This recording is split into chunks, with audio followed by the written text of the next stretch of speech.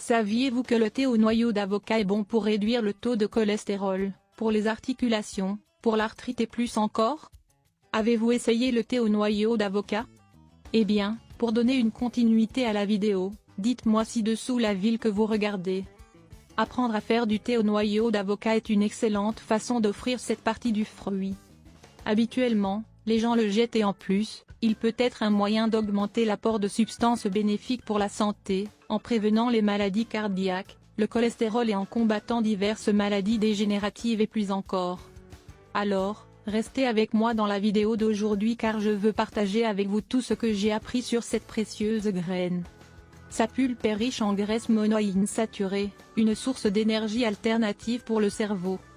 Ne jamais jeter le pépin d'avocat à la poubelle, et je vais vous dire pourquoi tout de suite. La graine de l'avocat, connue sous le nom de noyau, est de plus en plus reconnue pour sa valeur. La graine d'avocat est un puissant microbe, antifongique et antibiotique naturel. Il a le pouvoir de prévenir l'apparition du candida et de diverses classes de champignons, ainsi que de nous protéger des effets de la piqûre du moustique qui transmet la fièvre jaune. La plupart des antioxydants de l'avocat, environ 70%, sont concentrés dans le noyau, et ces fibres peuvent faciliter la concentration du cholestérol dans le tractus gastro-intestinal, l'empêchant d'être absorbé par l'organisme. L'un des avantages du noyau d'avocat est qu'il prévient les maladies cardiaques, réduit le cholestérol et combat diverses autres maladies dégénératives. Il est riche en flavonoïdes. Le noyau d'avocat peut être d'une grande aide dans différents problèmes d'estomac. Il soulage les diarrhées et les inflammations du tractus gastro-intestinal, prévenant ainsi les ulcères gastriques et les maladies bactériennes et virales.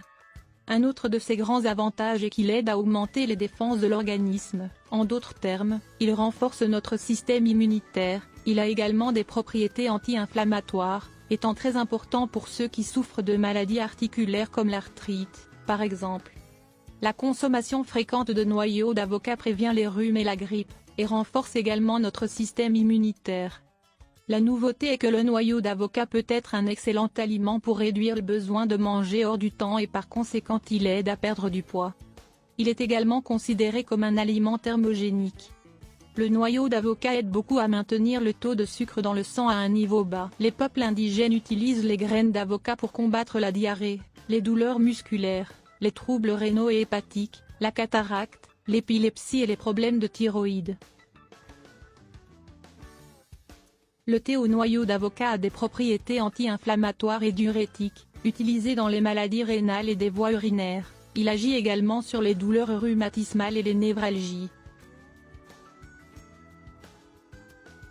Pour ce thé, vous aurez besoin d'un demi-noyau d'avocat râpé et de 2 tasses d'eau.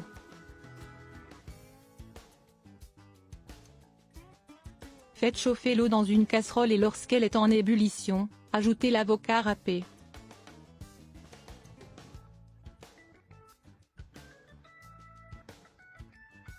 Éteignez le feu et couvrez la casserole. Laissez infuser pendant 10 minutes. Prenez-le 3 fois par jour, chaud ou à température ambiante. Ma suggestion, râpez les graines d'avocat, déshydratez-les au soleil et conservez-les dans un bocal en verre avec un couvercle bien hermétique. J'ajoute notamment le jus frais d'un citron pour éviter le brunissement. Et maintenant, dites-moi, avez-vous imaginé que les graines d'avocat pouvaient faire tout cela?